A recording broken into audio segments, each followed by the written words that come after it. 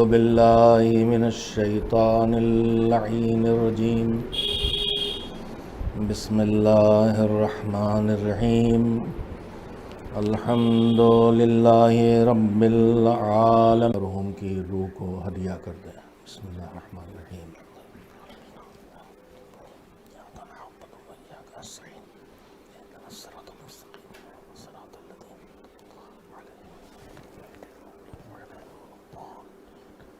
بسم اللہ الرحمن الرحیم.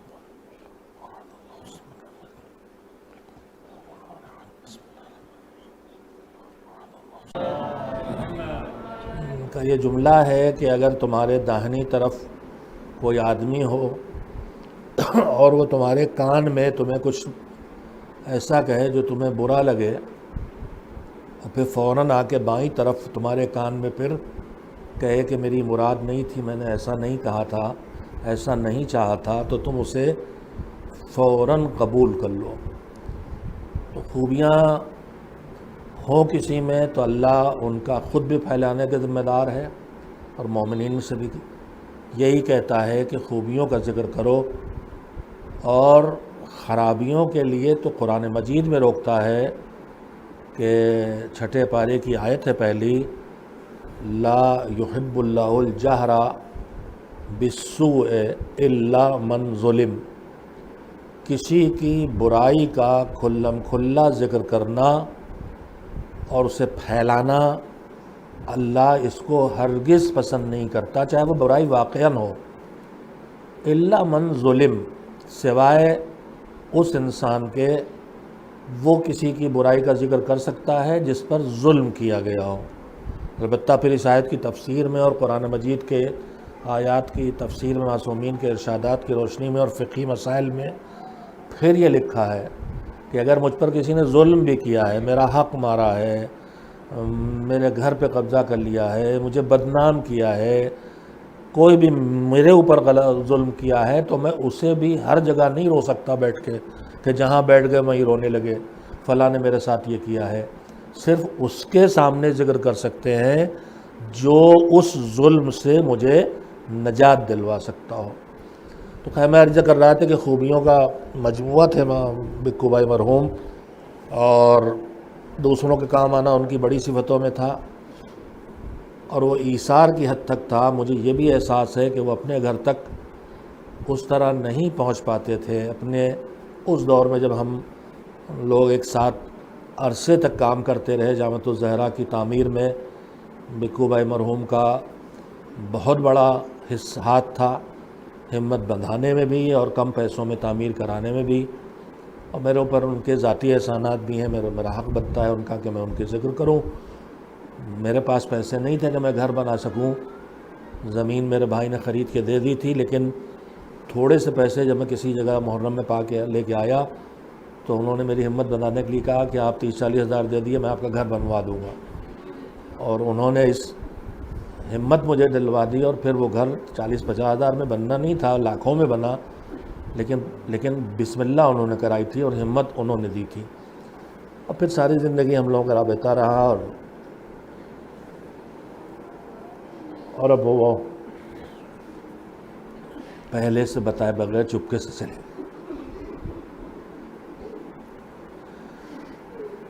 روایت میں ہے کہ انسان جتنی خوبیاں انجام دیتا ہے اور جتنے بھی اچھے کام کرتا ہے، ان کے بچے تو روئیں گے ہی، ان کی رفیق حیات تو روئیں گی ہی.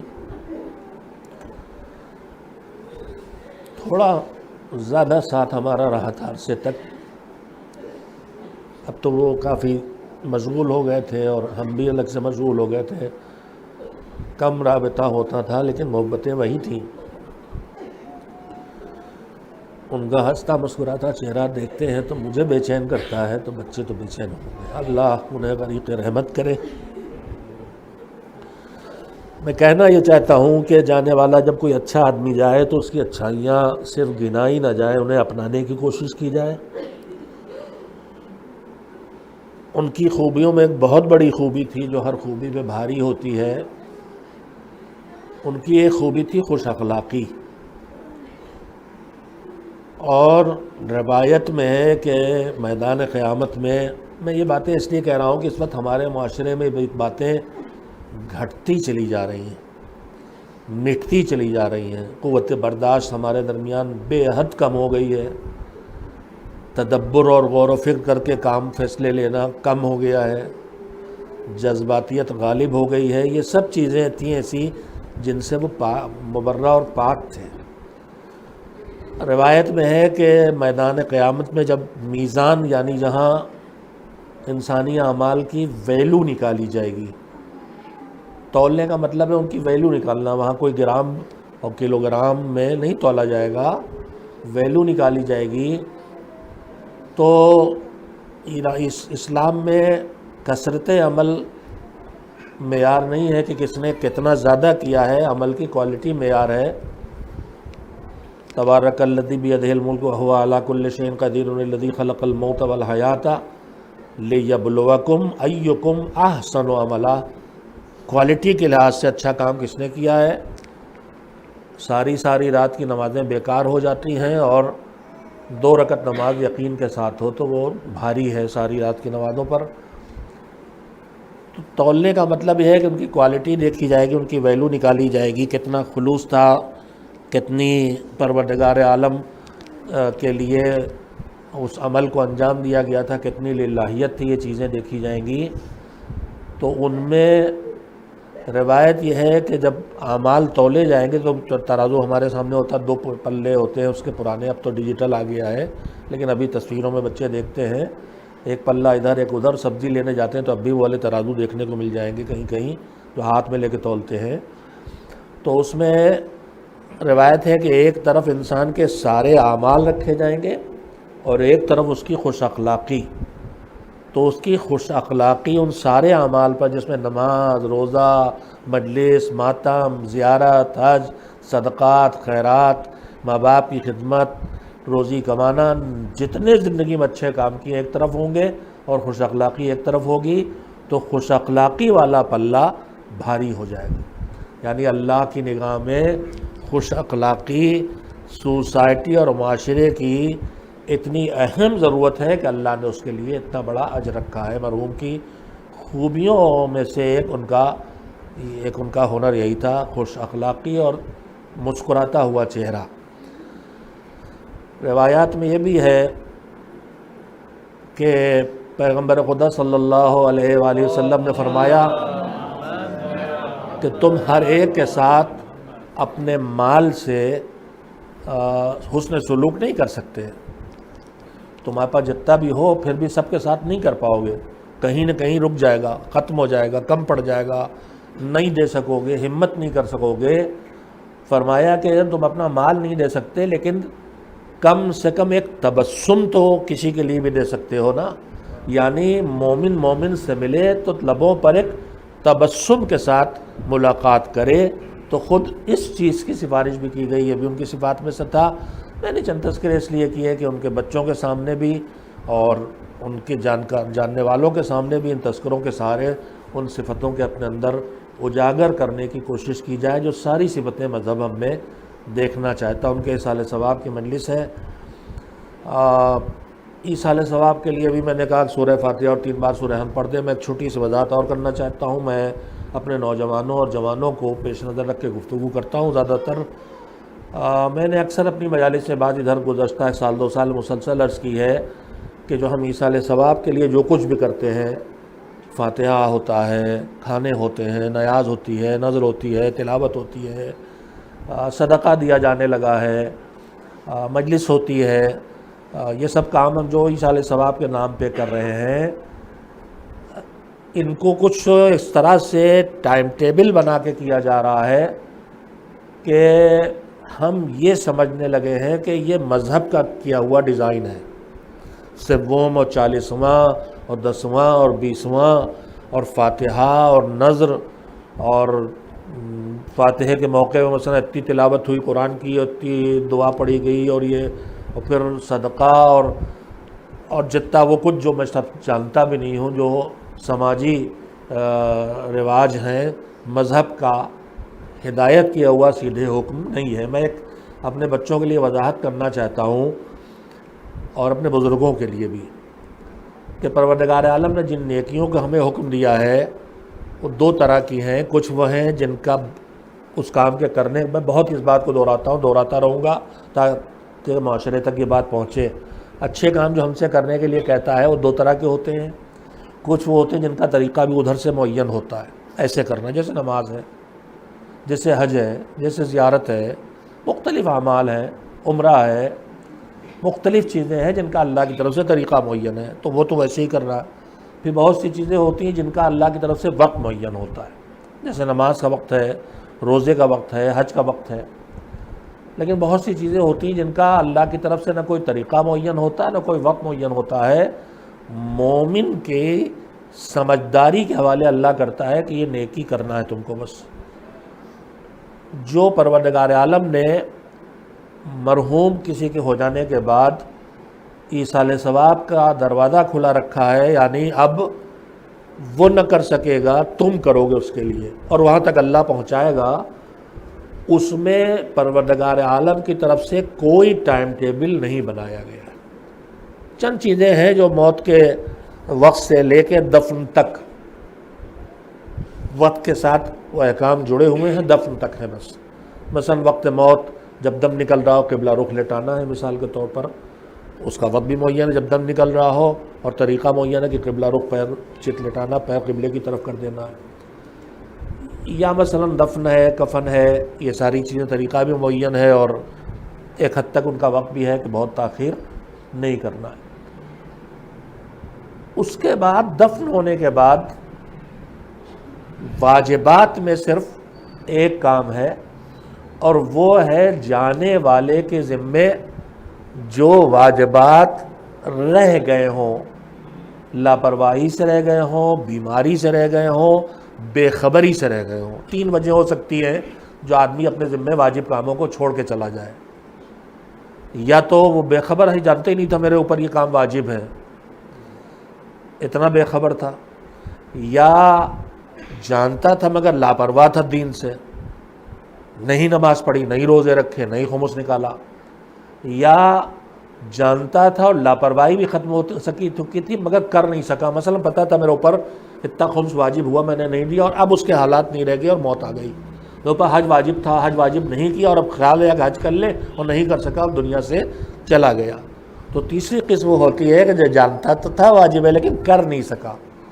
ان تینوں چیزوں کے لیے مرنے والے کے لیے ان واجبات کا جو اس کے ذمے چھوٹے ہیں ان کا ادا کرنا اکلوتی واجب ڈیوٹی ہے. جب تک میرے ذہن جاتا ہے کہ اس کے علاوہ اور کوئی کام اللہ نے واجب نہیں رکھا ہے کرنے کو، اور واجب بھی وقت کے ساتھ کہ جتنی جلدی ہو سکے وہ کیا جائے، اس لیے کہ اس کے بغیر میت کو قبر میں چین نہیں ہے. اور اس کو مسئلہ شرعی سے جوڑا ہے کہ جو میراث چھوڑ کے کوئی جانے والا جاتا ہے، اس میراث میں وارث تصرف نہیں کر سکتے جب تک کہ ان واجبات کو ادا نہ کر لیں جو جانے والے کے ذمے تھا، یا ادا کر لیں یا ادا کرنے کا پکا ارادہ کر لیں. خدا نہ کرے میرا کوئی عزیز مر گیا اور میں اس کا وارث ہوں اور اس نے خمس نکالے بغیر اپنا گھر بنا ڈالا مثال کے طور پر، اور اب اس کا انتقال ہو گیا تو میں باقی کام کرنے سے پہلے اس کا خمس نکال دوں، میرے بس کا نہیں ہے.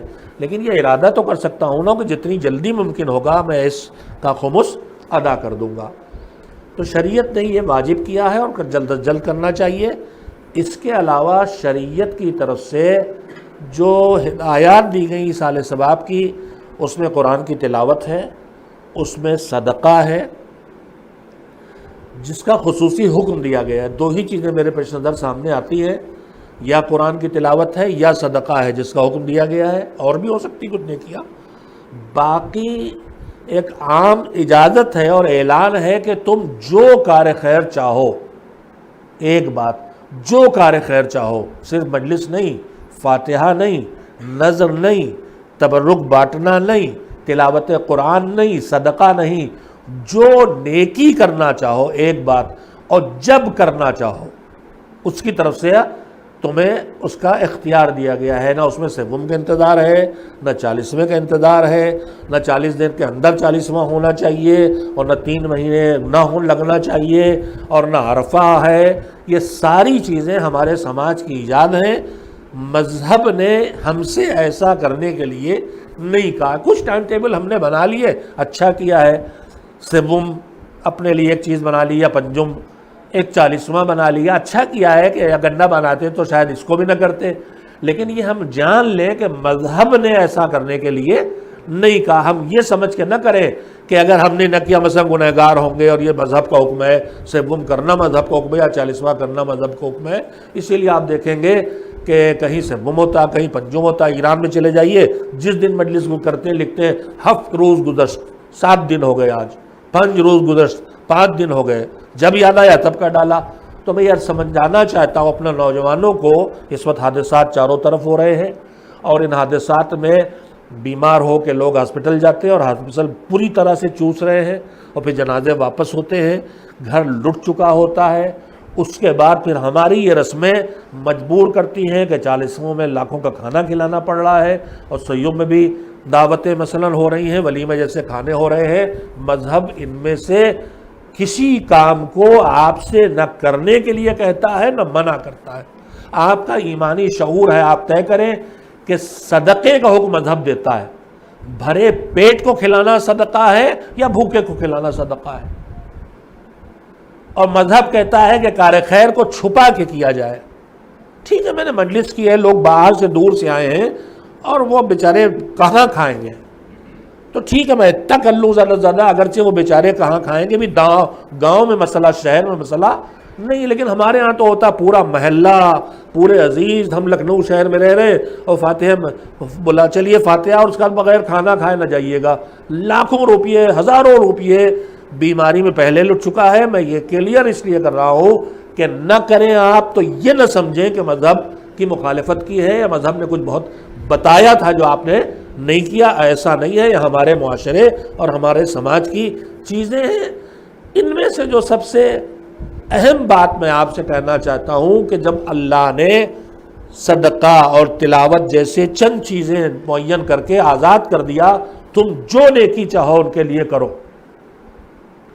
جب چاہو کرو، جتنا چاہو کرو، تو ہم اپنے کو باندھے نہیں کہ سیوم کا انتظار، اور 40ویں کا انتظار، اور عرفے کا انتظار، اور برسی کا انتظار، اور یہ طریقہ وہاں، اور یہ پھول وہاں ڈالے جا رہا ہے۔ ہمارے معاشرے میں جانے کیا کیا گیا، میں کہا ہی کرتا ہوں، قبروں کے اوپر شمع جلانا کوئی حکم کہیں دیکھنے کو نہیں ملے گا، اگربتیاں جلانا کوئی حکم کہیں دیکھنے کو نہیں ملے گا۔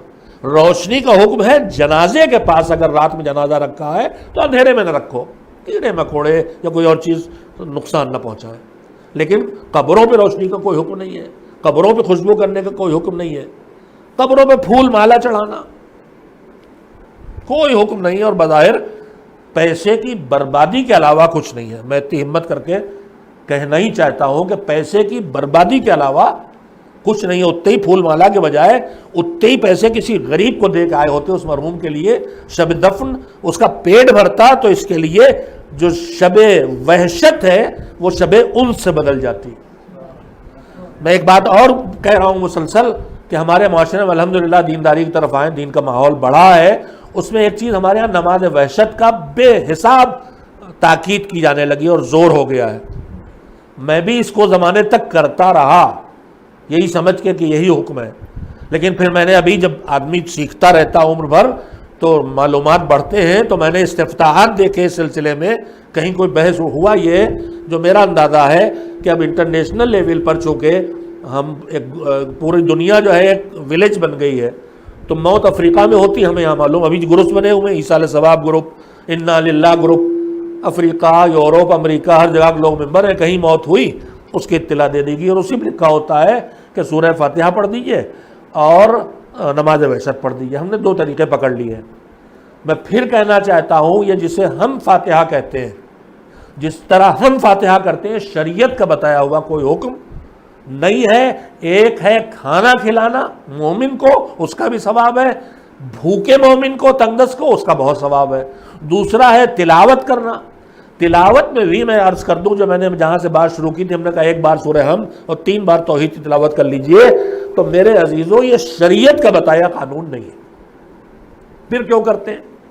یہ ہمارے سمجھدار بزرگوں کا بنایا ہوا طریقہ ہے، شریعت کا بتایا نہیں۔ کیا مطلب؟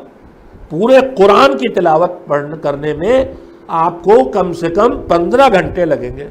ایک پارہ اوسطاً آدمی آدھے گھنٹے میں پڑھتا ہے، جو مسلسل پڑھتا ہے 15-20 منٹ پڑھ لیتا ہے، لیکن عام طور پر آدھے گھنٹے سے کم نہیں لگنا، تو 15 گھنٹے آپ کو لگیں گے۔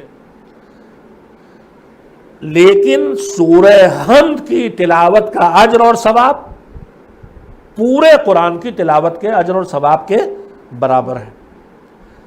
تو اگر ہم ایک بار سورہ فاتحہ، یعنی وہی سورہ حمد، فاتحۃ الکتاب اس کا نام، ہمارے ہاں تو فاتحہ کا لفظ جڑ گیا ہے اس خاص صورت سے کہ کھانا رکھا، اگربتی جل رہی، موم بتی جل رہی، اور ہم کھڑے ہو کے سورہ پڑھ رہے ہیں۔ ہم تو ان کے یہاں فاتحہ ہے، فاتحہ میں چلیے، فاتحہ اس عمل کا نام نہیں ہے، فاتحہ اس سورے کا نام ہے جو سورہ حمد ہے۔ فاتحۃ الکتاب یعنی جہاں سے کتاب خدا کھلتی ہے۔ اب ہم نے اس عمل کو فاتحہ بنا لیا، مذہب میں ہے ہی نہیں ہو، کسی دینیات کی کتاب سے لے کے اور آپ لے چلیے توضیح المسائل تک مجھے کہیں دکھا دیجئے کہ فاتحے کے نام سے کہیں کوئی چیز عمل میں لکھی ہوئی ہو۔ تحفۃ العوام میں اگر ہو تو میں اس کا ضامن نہیں ہوں، اس لیے کہ تحفۃ العوام لکھی کس نے وہ تو ڈھونڈے مل جاتا ہے، لیکن اس کے بعد اس میں کتنی مرتبہ کتنے اضافے کیے گئے ہیں مارکیٹ کی ویلو دیکھ کے، ضرورت دیکھ کے کہ کیا ڈال دیں اس میں تو کیسے بکنے لگے، وہ ہم آپ کوئی نہیں جانتے، اور لکھ دیتے موثقہ آیت اللہ العظمیٰ حکیم اور خوئی، اور ان کی روح تک کو خبر نہیں ہوگی کہ اس میں کیا چھپا ہے اور لکھا ہوا ہے ان کی توثیق کردہ۔ تو یہ تو سب کاروباری لوگ ہیں، جیسے وہ بیچ رہے ہیں، کہانیاں بیچ رہے ہیں، جیسے آج کل ایک اور آفت آ گئی ہے مناجاتوں کی، چوطرفہ تو آفتیں آئی ہیں، بات سے بات یاد آتی ہے تو میں وہیں کہہ بھی دیتا ہوں، مناجاتوں کی آفت آ گئی۔ ہمیں مناجات کرنا بارگاہ خدا میں 12 یا 14 مناجات سید الساجدین کی موجود ہیں مفاتیح الجنان میں۔ ان میں جو اعلیٰ ترین مضامین ہیں، انسان کی مختلف کیفیتیں ہوتی ہیں، کبھی گناہ کا احساس ہوا توبہ کر لیں تو توبہ کرنے والوں کی مناجات ہیں، کبھی احساس ہوا کہ اللہ کی بے شمار نعمتیں مجھے ملی ہیں شکر ادا کر لیں تو شاکرین کی مناجات ہے، کبھی احساس ہوا کہ پروردگار یہ میرا نفس میرے قابو نہیں آتا، اس نے تنگ کر کے رکھ دیا ہے، مجھے نیکیوں سے دور لے جاتا ہے اور مجھے گناہوں پہ دوڑاتا پھراتا ہے اور میرے قابو نہیں آتا ہے، چل کے اپنی شکایت اللہ سے کرے۔ مناجات شاکین یا کچھ اس طرح کا لفظ ہے اس کے لیے، شکوہ کرنے والوں کا، شک سے ہے، شکوے سے کوئی اور لفظ ہے، میں خود بھی دماغ سے نکل گیا، شکوہ کرنے والوں کی مناجات۔ تو انسان پہ جو مختلف کیفیتیں طاری ہوتی ہیں، میں اپنے جوانوں کو، اپنی بیٹیوں کو سجھانا چاہتا ہوں کہ معصوم جو اللہ سے مانگے گا، تمہارا شاعر زندگی بھر وہ سوچ بھی نہیں سکتا جو معصوم نے مانگا ہے۔ اور یہ جو مناجاتیں چاروں طرف گڑھ کے پڑھی جا رہی ہیں، ان کو پڑھ کے دیکھیے آپ، اب مناجات ہے اللہ سے، اب اس مناجات کو منتقل کر دیا معصومین کی طرف۔ مناجات اللہ سے بذریعے معصومین، دعا کرنا ہے تو توسل پر کیجئے یا خود کر لیجئے کہ پروردگار تجھے پیغمبر کا واسطہ، ان کی حال کا واسطہ، حضرت زہرا کا واسطہ، یا دعا توسل پڑھ لیجئے جو عربی میں ہے، اس کے بعد آپ کو جو مانگنا مانگیے۔ تو یہ جو مناجاتیں چوطرفہ پڑھی جا رہی ہیں، خاص کر کے یہ میں کیا بتاؤں، اس وقت گفتگو کا موضوع نہیں تھا، یہ سب سازشیں ہیں شیعت کو اس کی سیدھی راہ سے ادھر ادھر کرنے کی۔ بارگاہ الہی میں عبادت کرنا ہم کو دعا اللہ سے ہوتی، بندے سے دعا نہیں ہوتی ہے۔ ہم دعا کرنے کھڑے ہو جاتے ہیں، مناجات آپ کریں، فریاد کریں جائیں۔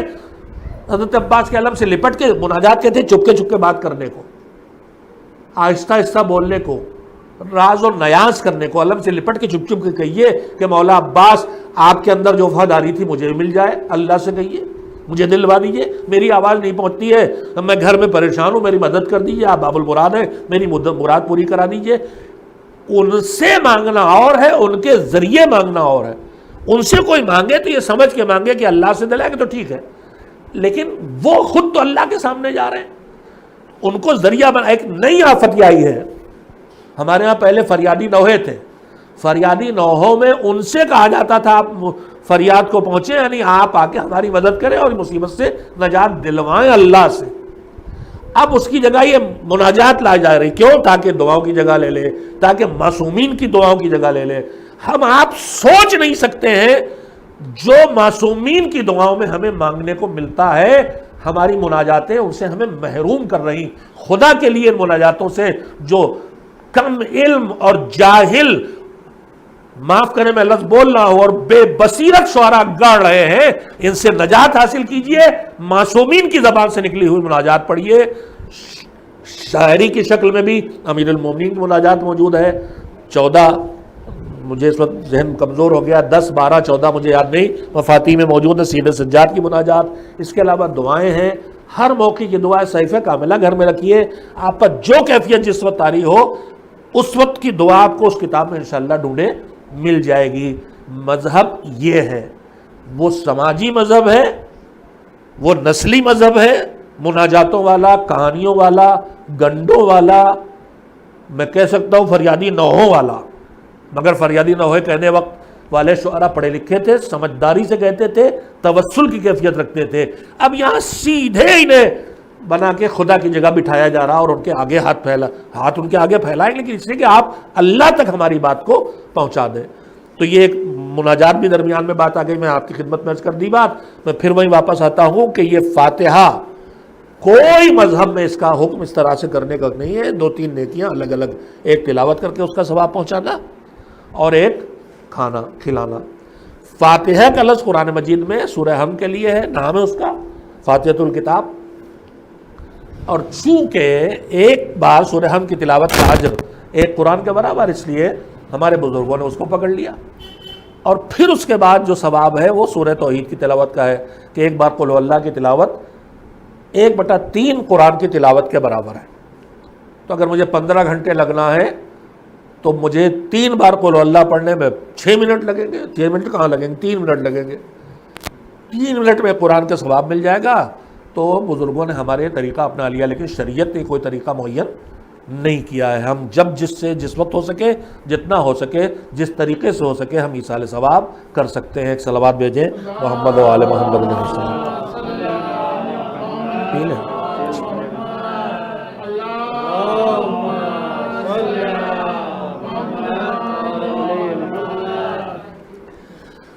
تو ایک بات میں نے کہنا چاہی تھی ایصال ثواب کے سلسلے میں کہ اللہ کی طرف سے کچھ کاموں کے طریقے اور وقت معین ہے، اور کچھ کاموں کے طریقے اور وقت معین نہیں ہے۔ ایصال ثواب کے بہت تھوڑے سے کام ہیں جن کے طریقے معین ہیں۔ انہی میں سے ایک چیز جو بات جہاں سے میں دوسری طرف چلا گیا تھا یاد آ گئی، میں عرض کر رہا تھا نماز وحشت، میں خود اس کی تاکید کرتا تھا، زور دیتا تھا، اعلان کرواتا تھا، لیکن پھر پڑھنے کو ملے استفتاحات اور روایت، فتویٰ پوچھا گیا، گلوبل کیا کہتے ہیں اس کو، گلوبل ولیج، پوری دنیا جو ہے وہ گاؤں بن گئی ہے، تو موت کہیں ہو خبر ہے۔ اب مساجد میں وہ لگا دیے گئے ہیں ڈسپلے اسکرین، اور نام آ جاتا ہے کہ افریقہ میں فلاں کی موت ہوئی، نماز وحشت پڑھ دیجیے، فلاں کی موت ہوئی۔ اب لوگ معطل ہونے لگے اس میں کہ روز نماز وحشت مستحب ہے، واجب ہے۔ ایک بات یہ بھی یاد رکھیے گا، اللہ ہم سے بہت زیادہ جانتا، ہم اپنا کچھ نہیں جانتے۔ اس نے جتنا واجب کیا اسے واجب رکھیں، جتنا مستحب کیا اسے مستحب رکھیں۔ اگر ہم مستحب کو واجب بنائیں گے تو مستحب واجب کی جگہ لے گا، تو واجب کو دھکا مار کے لے گا، کسی نہ کسی واجب کو ڈھکیلے گا۔ میں نے بجنور میں مجلس پڑھی تھی، اس میں ہی کہا تھا کہ ہم رسم و رواج کی مخالفت اسی لیے کرتے ہیں کہ جتنی گنجائش ہمارے پاس ہے وہ اللہ نے واجب اور مستحب پہلے ہی رکھ دی ہے۔ اب اگر رسم و رواج کو لا کے وہاں گھسیڑیں گے تو پھر اس کا نتیجہ یہ ہوگا کہ واجب مستحب کو کھسکائیں گے۔ جیسے لائبریری میں الماری میں کتاب بھری ہوئی ہو، اور بھری ہوئی کتابوں کی الماری میں ہم پھر کتابیں ٹھونسنے لا کے، تو یہ کتاب 4 ٹھونسیں گے تو 4 کتابیں گرنے کے بعد ہی آئیں گی۔ تو اگر ہم رسم و رواج کو ٹھونسیں گے اپنی زندگی کے کاموں میں، میں لفظ جان بوجھ کے بول رہا ہوں، مناسب لفظ نہیں ہے، تو یہ ٹھونسنا جو ہے رسم و رواج کا، یا کسی مستحب کو ڈھکیلے گا یا کسی، پورے معاشرے میں سب ہو رہا، آپ دیکھ لیے لاکھوں روپے سال میں رسم و رواج پہ خرچ کرنے والا خوف سے نہیں نکلتا، لاکھوں روپے سال میں خرچ کرنے والا کتنا ہی خرچ کر ڈالتا ہے ایک ایک رات کے اوپر، لاکھوں جشن میں، لاکھوں شب بیداریوں میں خرچ کرنا، منع نہیں کرتا، سلیقے کی بات کرتا ہوں، سلیقہ پیدا کیجئے۔ کوئی دشمن دین یہ نہ کہے کہ یہ منع کر رہے ہیں۔ یہ آج کل یہ بھی آفت آ گئی کہ جیسے وہ کر رہے ہیں آپ انہیں بتائیں کہ یہ طریقہ صحیح نہیں، تو یہ نہیں کہتے اس طریقے کو ٹوکا، کہتے اس کام سے منع کر رہے ہیں. اگر کوئی بے ڈھنگی نماز پڑھ رہا، ہم نے کہا بیٹا ایسے نماز نہیں پڑھتے، ان کا یہ نماز سے منع کر رہے ہیں. بے ڈھنگا ماتم کر رہے ہو تم، ہم نے کہا یہ ماتم ایسے نہیں کرتے ننگے ہو کے عورتوں کے سامنے کپڑے اتار کے. ان کا یہ ماتم کا مخالف عزاداری، وہ زمانہ البتہ گزر گیا، اب وہ دور گزر گیا الزام لگانے کا. اب تو ہم تم سے پلٹ کے پوچھتے ہیں کہ تم ہمیں عزاداری مخالف کر رہے ہو، تو تم بتاؤ تم نماز پڑھتے ہو کہ نہیں؟ تم نماز کے قائل ہو کہ نہیں ہے؟ تم نماز پڑھتے ہو تو دکھاؤ، کب پڑھتے ہو، کس وقت پڑھتے ہو، اول وقت پڑھتے ہو یا ڈوبتے ہوئے سورج کے پڑھتے ہو، پلٹا کے سورج پڑھتے ہو؟ تم تو سورج بھی پلٹا سکتے ہو، بہت قابل ہو گئے ہو نا. ایک صلوات بھیجے محمد والے میں. تو نماز ویسا سلسلے میں وضاحت کرنا چاہتا ہوں. ایک روایت ہے رسول اکرم صلی اللہ علیہ وآلہ وسلم سے، اور اسی بنیاد پر فقہاء نے فتویٰ دیا ہے. روایت یہ ہے کہ لیلۃ الدفن، جو دفن کرنے کی رات ہے، وہ سخت ترین رات ہوتی ہے. پہلی بار جیسے آدمی کسی نئی جگہ پہنچ جائے اور ایسے گھر میں پہنچ جائے جہاں اکیلا بھی ہو، اندھیرا بھی ہو، بجلی بھی نہ ہو، گرمی بھی شدید ہو، کیڑے مکوڑے سانپ بچھو کا ڈر بھی ہو. تو اب آپ اس دنیا میں کبھی ہم پھنستے ہیں ایسی جگہ، ہم لوگ تو ہر جگہ سفر کرتے ہیں نا، تو یہ سب ہوتا ہے. تو آدمی کیسے بسر کرتا ہے؟ سوچئے وہ رات اللہ اس کو منور کرے، اللہ اس کو کشادہ کرے. کشادہ قبر کو کشادہ اور منور کرنے کا ایک چھوٹا سا فارمولہ میں کم سے کم سنائی دوں کہ 2 طرح کے لوگ ہیں زمین پہ رہنے والے، نمازی ہیں یا نماز نہ پڑھنے والے. روایت کہتی ہے کہ جب نمازی زمین کے اندر جاتا ہے تو زمین کے اندر قبر چھوٹی سی ہے نا، زمین اسے کشادہ کر دیتی ہے اور ہاتھ پھیلا کہتی ہے کہ آ جا، میری آغوش میں آ جا. تو زمین پہ چلتا تھا، میرے رب کا سجدہ کرتا تھا، آج میں میری آغوش میں آ جا، آرام سے رہے. اور اگر زمین پر چلنے والا نماز نہیں پڑھتا، جب زمین کے اندر جو پہلے ہی قبر تنگ ہے اس میں جاتا ہے، تو زمین کہتی تم میرے اوپر چلتا تھا، میرے سینے پہ، اور میرے ہی رب کا سجدہ نہیں کرتا تھا، آج مزہ چک. یعنی وہ قبر اور تنگ اور تاریک ہو جاتی ہے. اللہ ہم سب کو اس سے محفوظ رکھے. تو شب قبر شب ظلمت بھی ہے. لیلۃ الدفن کی رات، دفن کی رات لیلۃ الدفن کہلاتی ہے. سرور کائنات صلی اللہ علیہ وآلہ وسلم نے فرمایا کہ مشکل ترین رات ہے. نیا ماحول، نئے حالات، نئی صورتحال، مسائل ہی مسائل. ادھر دنیا چھوڑ کے آیا، بچوں کو بلکتا چھوڑ کے آیا، وہ نہیں دیکھ رہے، یہ انہیں جانتا دیکھ رہا ہے. ان مشکلات میں ادھر قبر کی تاریکی، نئی جگہ. تو جو میت کے اولیاء ہیں یعنی وارث، بیٹا بیٹی بیوی، یہ لوگ اولیاء میت شب قبر کی تنہائی اور تاریکی کم کرنے اور وحشت کم کرنے کے لیے صدقہ دیں. یعنی کسی غریب تک حسب حیثیت کچھ پہنچائیں. 5 روپے اور 10 روپے نہیں جو ہمارے یہاں رواج بن گیا صدقہ، چھوٹی رقم. اپنی حیثیت سے کسی کو کچھ دینا، ایک یا صدقہ دیں. اس کے بعد حضور نے فرمایا اگر ان کی حیثیت نہ ہو کہ کچھ دے سکیں، مذہب کسی کمزور ترین کو بھی کبھی محروم نہیں کرتا. روایت کہتی ہے کہ جب جہاد کی فضیلتیں آئیں تو بزرگ بوڑھے لوگ آئے کہ جہاد کا اتنا اجر و ثواب، ہم بڈھے لوگ ہیں، ہم اوپر جہاد ہے بھی نہیں اور کر بھی نہیں سکتے، ہم اس ثواب سے محروم ہو گئے. تو حضور نے فرمایا نہیں، ڈیوٹی نہیں لگائی گئی لیکن اجر سے محروم نہیں کیے گئے ہو. تم پر جہاد واجب نہیں ہے، مگر تم نماز جمعہ اگر جاؤ گے پڑھنے، بوڑھے ہو، تو یہی نماز جمعہ تمہارے لیے جہاد کا ثواب بن جائے گا. اسی طرح روایت کہتی ہے کہ جب جہاد کی آیت آئی اور فضیلتیں آئیں تو مدینہ خواتین نے میٹنگ کی. ہم بھی جمع ہو جاتی ہیں، ہماری بیٹیاں بہنیں، اور کبھی کبھی باتوں کرتی ہیں، مگر کن طرح کی باتیں کرتی ہیں. اور یہاں دیکھیے میٹنگ کی باقاعدہ، اور اپنے درمیان سے خاتون کو چنا کہ تم ہماری طرف سے جا کے رسول اللہ سے جا کے بات کرو. اور وہ چادر اوڑھ کے مسجد النبی میں آئیں. یہ اس وقت کا ماحول ہے، بات کہنے کا حق دیا گیا ہے، ہم نے لپیٹ سمیٹ دیا ہے. مسجد النبی میں آئیں، حجاب کے ساتھ آئیں، اور آگے بہت ہی فصیح و بلیغ گفتگو پیغمبر سے شروع کی. ابھی اس کا خلاصہ سنا دیتا ہوں. اتنی اچھی گفتگو کی تو پیغمبر نے کہا کہ دیکھو یہ کتنی اچھے طریقے سے بات کر رہی. پیغمبر نے اس کی ہمت بڑھائی. یہ نہیں کہا تو عورت ہو کے یہاں کیسے آ گئی مجھ سے پوچھنے، نہیں، اس کی ہمت بڑھائی. اس کے بعد اس نے جو کہا اس کا خلاصہ یہ تھا کہ آپ کو اتنا جہاد کا ثواب رکھا، اتنا شہادت کا ثواب رکھا، اور آپ جاتے ہیں میدان جنگ میں، ہم آپ کے بچوں کو دیکھیں، ہم آپ کا مال سنبھالیں، آپ کا گھر دیکھیں، آپ کی عزت کی حفاظت کریں، ہم کرتے ہیں، ثواب سارا آپ کو ملتا ہے. سب مردوں کو دے دیا، ہمارے لیے تو کچھ ہے ہی نہیں. تو حضور نے پہلے اس کی تعریف کی، اس کے بعد کہا کہ نہیں. تو تمہارے اوپر جہاد کی سختیاں واجب نہیں کی گئی، لیکن اس کے اجر سے تمہیں محروم نہیں کیا گیا۔ کہا ہم کو کیا اجر؟ تو فرمایا جہاد المرأۃ حسن التبعل، عورت کا جہاد میدان جنگ میں جا کے لڑنا نہیں ہے، عورت کا جہاد گھر ٹھیک سے چلانا ہے۔ میں اپنی زبان میں کہہ رہا ہوں، حسن التبعل کا ترجمہ ہوتا ہے، اردو میں اس کا صحیح ترجمہ کیا جانا ممکن نہیں، فارسی سے لانا پڑتا ہے لفظ حسن التبعل، یعنی بہتر شوہر داری۔ جیسے تیمار داری ہوتی ہے ویسی شوہر داری، یعنی شوہر کو بہتر طور پر مینج کرنے کا مطلب یہ نہیں ہے کہ گھر والوں سے توڑ دے، اپنا گھر چلانا، ڈیلنگ صحیح کرنا، شوہر کو خوش رکھے، اپنے کو خوش رکھے، گھر چلائے، ماں باپ سے جوڑ کے رکھے، کنبہ چلائے، جتنی آمدنی اسی میں گھر بسر کرے، گھر کے اندر چڑچڑاپن نہ آنے دے، خوش مزاجی رکھے۔ یہ جہاد ہے، ہر وقت پورے کنبے کو ساتھ جوڑ کے چلانا واقعاً جہاد ہے۔ اور میدان جنگ کا جہاد تو چند گھنٹوں یا چند دنوں کا ہو سکتا ہے، لیکن یہ زندگی بھر کا جہاد ہے۔ تو کمزور کو اللہ کبھی محروم نہیں کرتا۔ تو حضور نے کہا کہ صدقہ دو لیلۃ الدفن میں، لیکن اگر اولیاء کے پاس اتنی رقم نہ ہو کہ صدقہ دے سکے تو پھر یہ نماز پڑھو، وہی نماز جو نماز وحشت کی طرح کے نام سے ہم لوگ پڑھتے ہیں۔ تو یہ حکم کس کو ہے روایت میں؟ میت کے اولیاء وارث، ان کے لیے حکم ہے۔ اب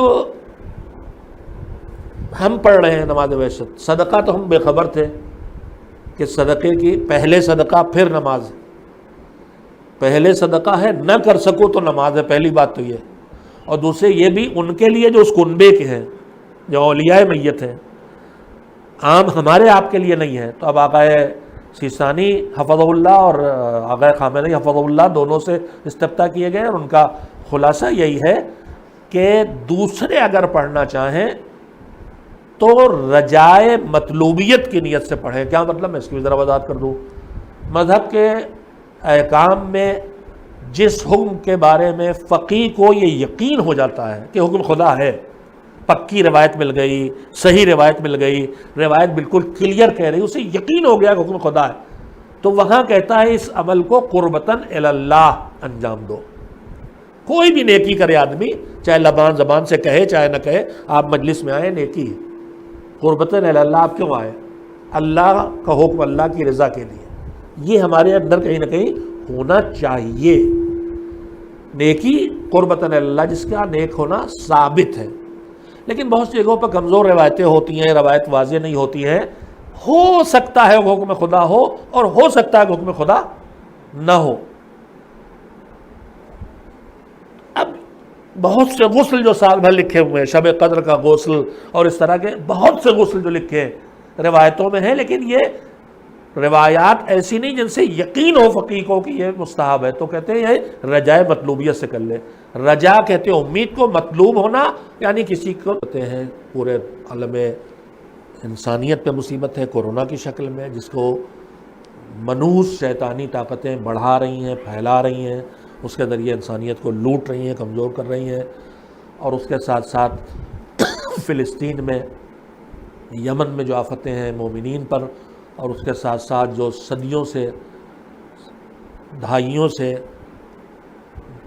جنت البقیع کی بے چھت کی قبریں مستقل مصیبت ہیں۔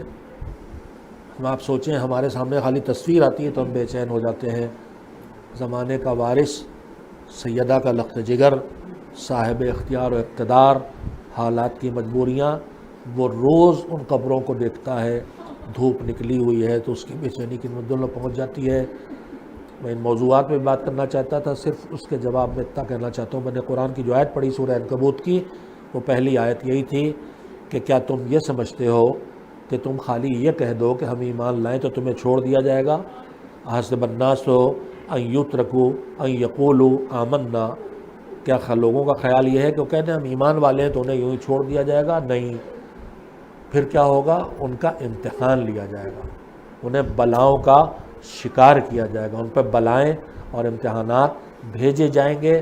مومنین بارگاہ الہی میں کبھی شکوہ نہ کریں، یہ بلائیں پھر موقع ملے گا، اس پر میں نے آج سوچا گفتگو کرنے کا نہیں کر سکا۔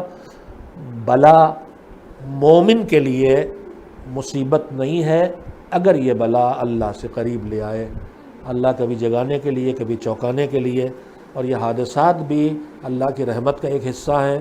مومن دنیا سے جانے والا جب جاتا ہے تو کوئی چھوٹا صدمہ نہیں ہے۔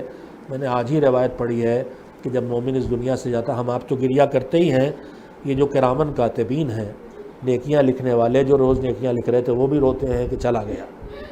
وہ جو لباس ہے وہ گریہ کرتا ہے کہ چلا گیا۔ وہ زمین جس پہ وہ مومن عبادت کر رہا تھا وہ گریہ کرتی ہے کہ چلا گیا۔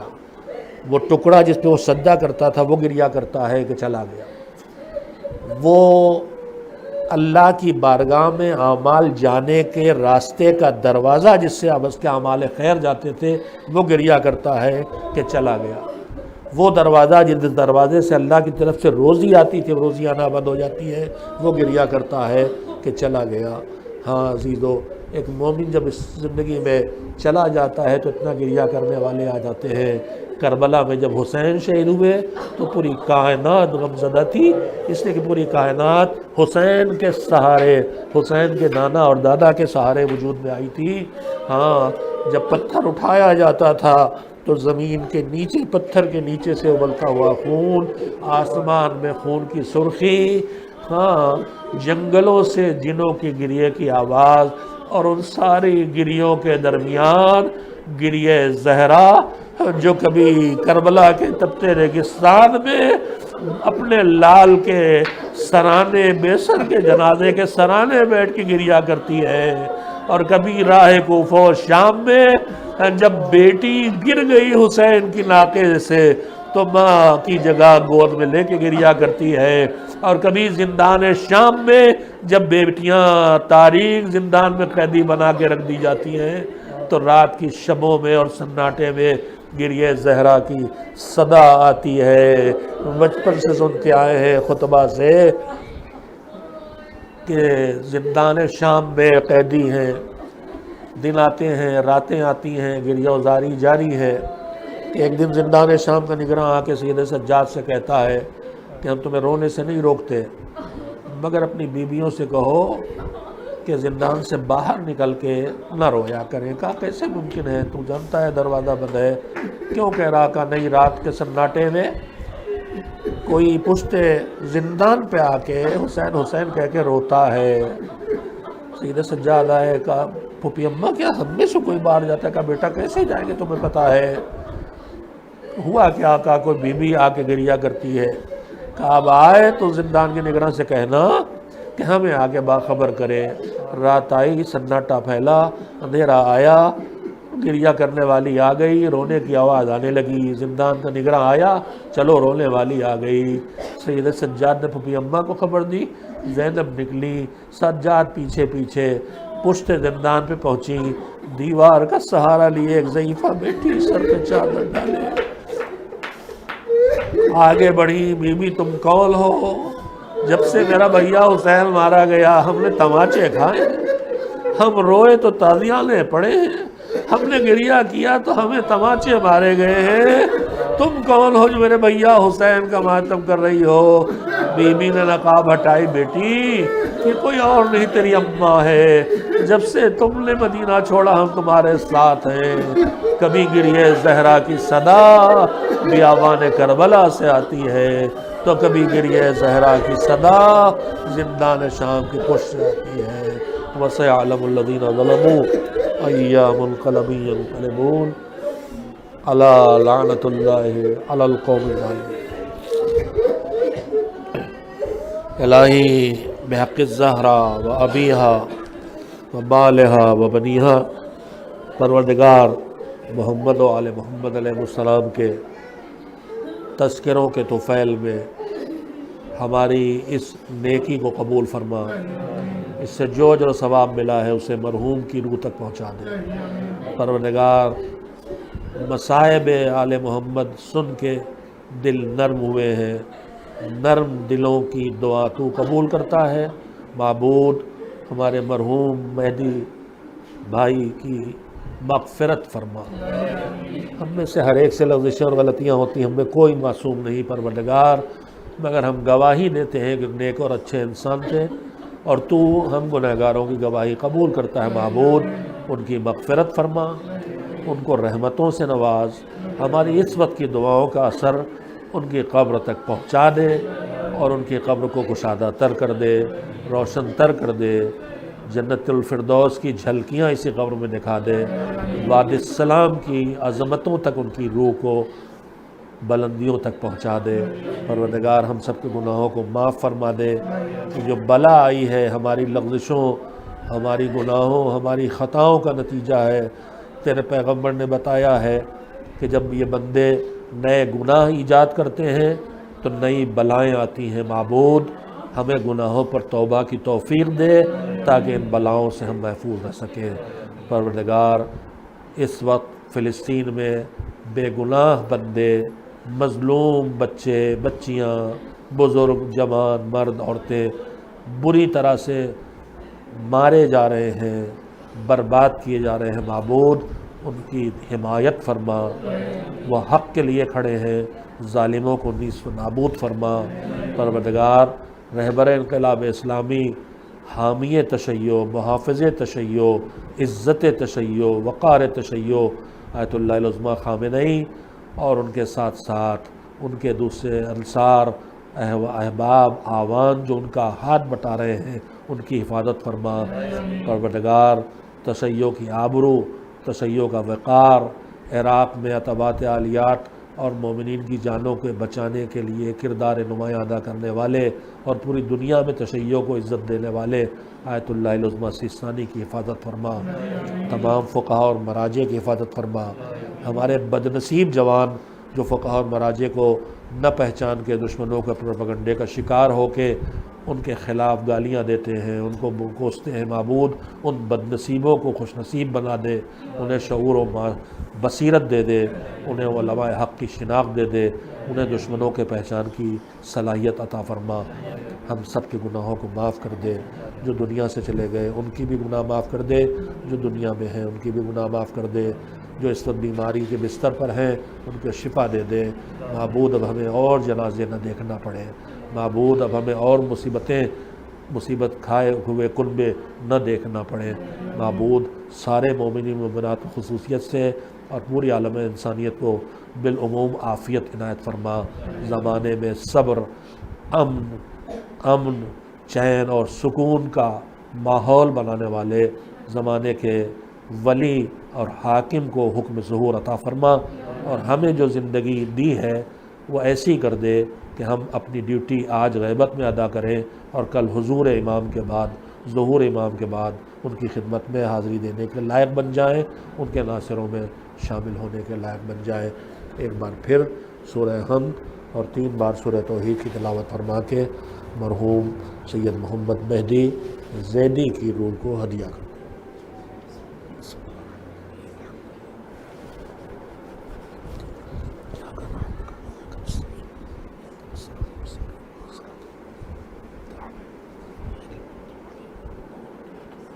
بسم اللہ الرحمن الرحیم۔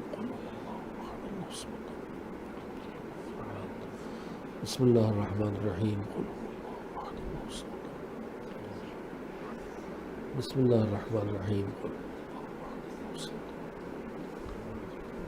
اللہم صلی علی محمد وآل محمد وعجل